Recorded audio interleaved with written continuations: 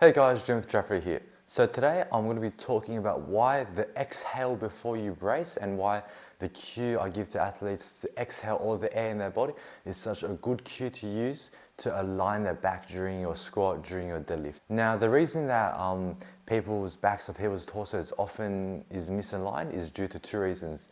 This is either due to an untucked pelvis in the low end where instead of having flat back, the pelvis becomes untucked and there's an arch there as a result of that. Or you have to look at the other side of the spectrum, where at the chest or the rib cage area, the rib cage is flared and the rib cage is untucked, leading to an arch in the overback. So how do you diagnose that? How do you test that? When you correct the athlete's pelvis control, so cueing them to tuck the pelvis in, when you can see that their pelvis is untucked but they're still getting back pains, then that's probably, or back pains, or they're still performing the movement with an arched back, then it might be time to look at your rib cage. So whether your rib cage is flared up or rib cage is stacked down. Now the most common cue that causes the rib cage to flare is the chest up cue. Athletes are trying to keep their chest up. You know, there's the common myth where I see a lot of trainers tell the athletes to keep their chest up. You know, but that's incorrect. You don't want to keep your chest up. You want to keep your chest flat. And because when you try to force your chest up into a capacity where it's unable to do so, you're not going to have a flat back. You're going to have a straight back, but with an untucked, with a flared out rib cage, and that's definitely going to cause you pain because it's directly going to cause you cause arching in your lower back. So how do we go about training that? We use the chest to pelvis cue. Now the chest to pelvis cue, I've gone over that in depth in a couple of other videos, but it can be a foreign cue. It can be a very foreign cue for athletes to use. You know, they're doing the movement. They're like, "What do you mean tuck my chest into my pelvis? Like, I get the theory, but how to actually do this?" And they've got weight on their back and they're trying to think to tuck their chest to pelvis in. It can be very difficult. So the one cue that straight away initiates tucking in of that rib cage and tucking that chest to pelvis is the exhale. When you exhale all the air out of your lungs, that will automatically bring your chest down and stack the rib cage. So like, it will look a bit like this. Say I'm doing this in exaggerated effect. Say I've got my chest arch, everything, there's an arch in my back straight away, I got my chest up, got my diaphragm in. Look what happens when I exhale.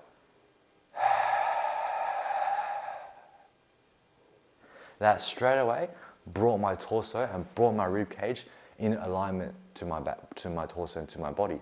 Now, before we get into the example of the squat, I actually want to share with you guys a warm-up exercise or a movement that's very effective at training athletes or teaching athletes how to properly exhale the air and how to stack the rib cage and their pelvis. It's called the 90-90 hip lift. So let's get into that first. So what you're going to do for the 90-90 hip lift, you're going to find a bench and you're going to set up on the bench.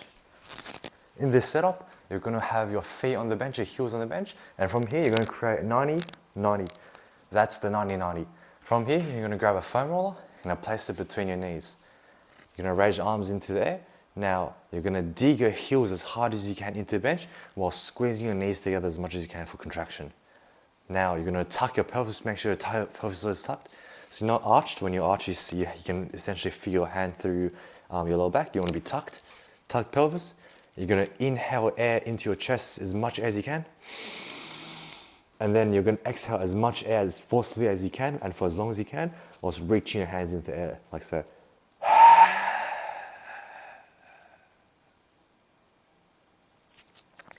Now holding that contracted position, you're going to intake air again and then repeat the process.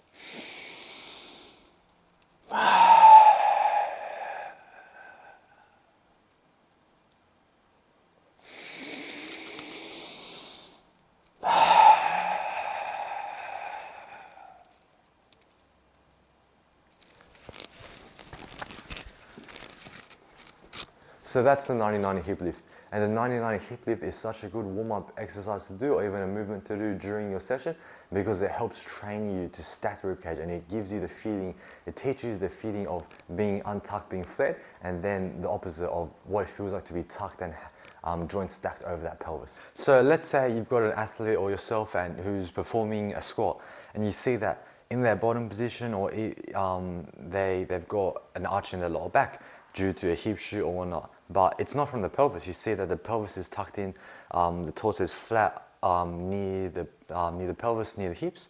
So you have to look at the flip side. You have to look at the rib cage. You have to look at the upper chest. And one of the biggest giveaways with a flare rib cage is your starting position. So I get into a low bar squat position. In my starting position, your athlete's looking like this. You see that they've got their chest up very high. They've essentially breathed air. They've intaked air during their brace into their upper chest through into their diaphragm. You see that straight away. What that does is it raises my chest. It keeps my chest very straight. But that's not what we want, because what that does is when you raise that chest and flare that rib cage, it causes an arch in your lower back, and that is not a great position to be performing the movement in. So what you want to do is the chest, the pelvis cue is straight away a very effective method of combating this, but it's a hard cue to implement. So you tell the athlete, exhale all the air in your body. And you see what happens when I exhale all the air? It brings my chest down, it brings my rib cage down, it stacks everything, it stacks my rib cage in alignment with my pelvis and puts me in a much better position. Now, the biggest thing to remember is when the athlete intakes air now during the brace, don't intake air back into the chest, because if you breathe air into the chest, look what that's going to do. That's just going to get rid of everything we just worked for. It's going to flare your rib cage again. So after you exhale, you want to hold that exhale, you want to hold that contraction, and you want to intake air into your stomach.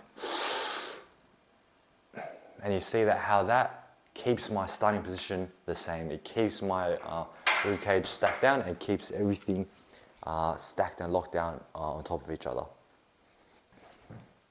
So to summarize what we went over today, it is a concept that I have talked about a lot in the past purely because of how important it is. It's essentially stacking your rib cage using the chest and pelvis cue. But now we look at it from another direction. We look at it from another direction of using the cue to exhale all the air into your body in order to achieve that stacking of that rib cage and to prevent that chest from its natural arch or its natural inhaled air that people often treat as gospel or are very big advocates of that, because that's not what we want. We don't want to have a chest up. We don't want to have a straight back as we can, because people's bodies are different lengths. Not everyone can always have that perfectly straight back. Our goal is to always achieve a flat back, because that's the position which we're going to be the strongest in, and that's the position which isn't going to cause pain, isn't going to cause a flexion in their back, isn't going to cause an arch in their back. So that's all from me today, guys. Hopefully that was helpful for you, and I'll catch you guys next time. Take care.